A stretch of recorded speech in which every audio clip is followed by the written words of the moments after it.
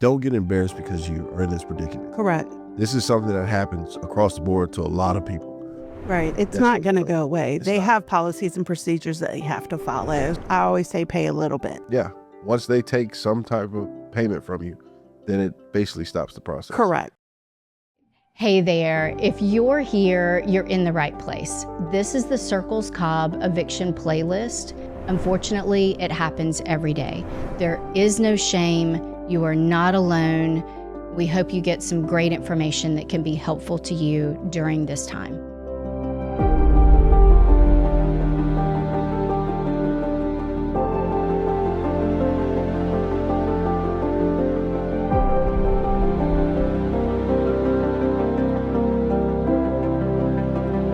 So my name's Autumn Sines, and I am the Executive Director of Family Promise of Cobb County.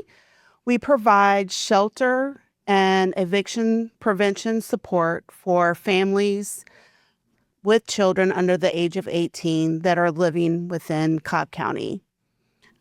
We provide shelter for homeless families and, like I said, eviction prevention support for families who are on the brink of homelessness. My name is Gregory Hill. I'm a former operations manager at an eviction firm.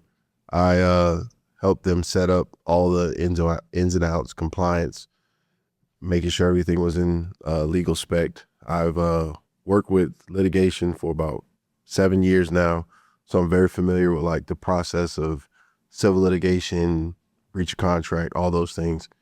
And yeah, we're just here to basically go through and talk about what things we could do to help. What do you think the biggest red flag is that someone should know that's getting ready to get evicted? That the notice on the door doesn't mean get out. That's correct. I also think that it's important for you to communicate with your landlord. Agreed. They know you're late. You know you're late. Go talk to them. Yes. See what they can do to help to get your rent current. Yes. So once that notice comes on the door and you're trying to figure out why your rent is late, you know why your rent is late. If it's something simple as the rent due date was before you got paid, no harm, no foul. If it's something as simple as maybe you were missing a check or out for sick or whatever it is, you need to communicate that, hey, I have the money, I'm going to pay it. Make sure to pay the money.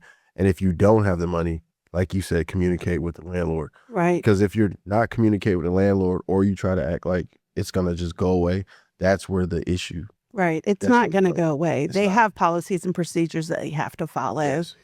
And one of the biggest things is to bring in the rent. So if they're not getting the rent from you, you need to explain what's going on. Yeah. And if you can pay a little bit, I always say pay a little bit. Yeah. Once they take some type of payment from you, then it basically stops the process. Correct. Right. So if they are willing to accept something, give them something. Correct. Also, if you have the ability to pay it off, even like a day or two after the notice has been put on your door, please do that as well. Don't try to get into this fight of, well, I have it, but you need to take this down. Just because they put something on the door doesn't mean you necessarily have this end-all be-all mark on your credit. Correct. And don't ignore it. No, at all. It's not a pretty piece of paper just on your door or sitting on your dining room table somewhere. Don't ignore it, because if you ignore it, you will end up in a worse situation than just getting a piece of paper, which I know is a legal document on your door. Yeah. I also think, like, if you are sick, if you lose your job, or if something traumatic happens in your life and it impacts you bringing in the rent, as soon as you know you're not going to make rent, you need to let the landlord know. Correct. Because, like I said, they may be able to work with you and help you extend your due date out and allow you to pay when you can pay. Yeah. But if you don't communicate, they don't know what's going on. And I always tell individuals, if you are going to be late, the landlord, they've probably already experienced someone being late. You're not the first one that's going to be late. You're not the first one that may not be able to make the rent that time. Go talk to them and let them know what's going on. And like I said before, pay a little bit. Yeah, definitely pay a little bit and read the document.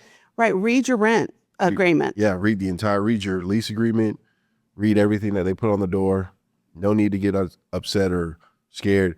And also remember that just because you need help doesn't mean that, don't get embarrassed because you are in this predicament. Correct. This is something that happens across the board to a lot of people.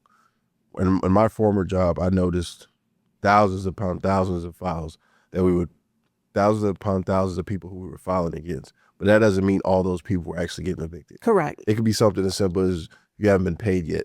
So read your document, understand that there is a grace period. So if you read your lease, you understand that there's a 5-day grace period from the first of the month to the day that it's due.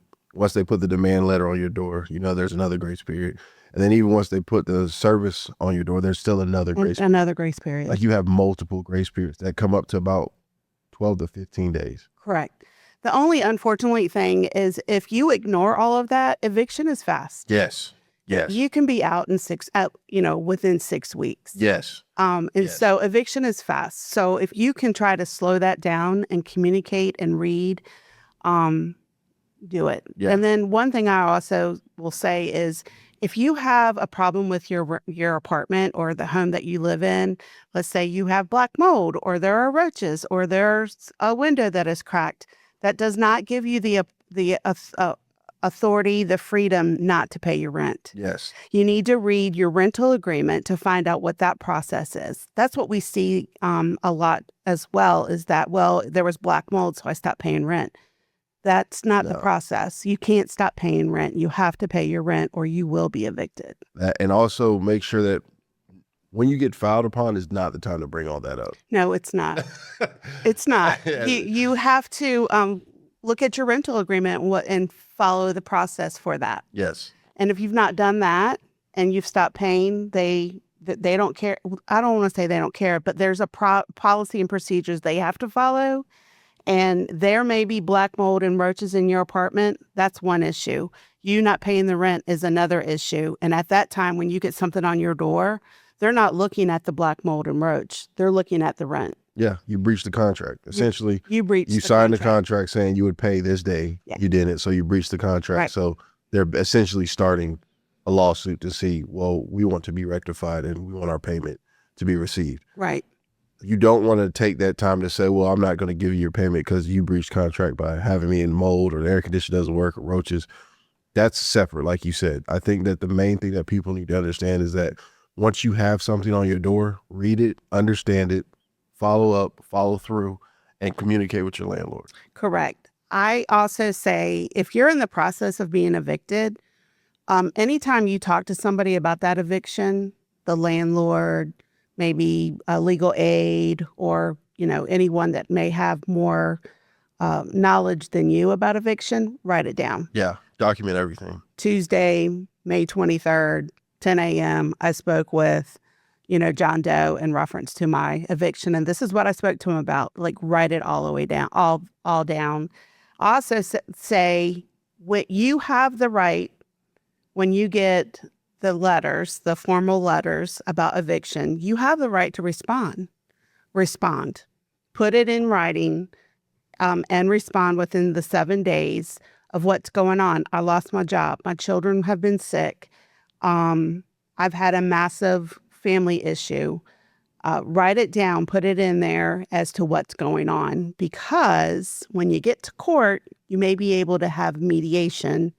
And the judge may want to see what's on that piece of paper that you've written. Don't ignore it. I agree. I think that from this conversation that we're having, if I was to instruct anybody on how to handle an eviction, the first thing you should do is once you get the sign on your door, don't get scared, don't get embarrassed, read the sign, put it to the side. If you still haven't paid and you get the second notice, the service agreement, basically saying that you've been served, take that, put it to the side. When you're in some type of extreme circumstance, the best thing you can do is not freeze up. Right. You want to take the moment. You want to understand what's happening. You want to read everything. It's the majority of time where people get evictions filed on them. The way that things go left is that they ignore everything. They don't understand their process and they don't try to understand the process. You shouldn't freeze. You should understand that if these things are happening, that you have a plan in place. And that plan in place should be communicate with your landlord, document how you communicate with your landlord, try to get them to accept some form of payment, read all your documents, and then follow up with, hey, I can pay by this day, or hey, I can't pay, and then go over that route. Right. Document. And don't ghost. Don't ghost. Yeah. I don't know if that's the cool word anymore to say, but don't ghost them. Yeah. Because it will negatively impact you. Yeah. Please note, this video is for general educational purposes only. It's not legal advice, y'all. Every situation is different, so if you need legal guidance about your specific circumstances, please consult an attorney.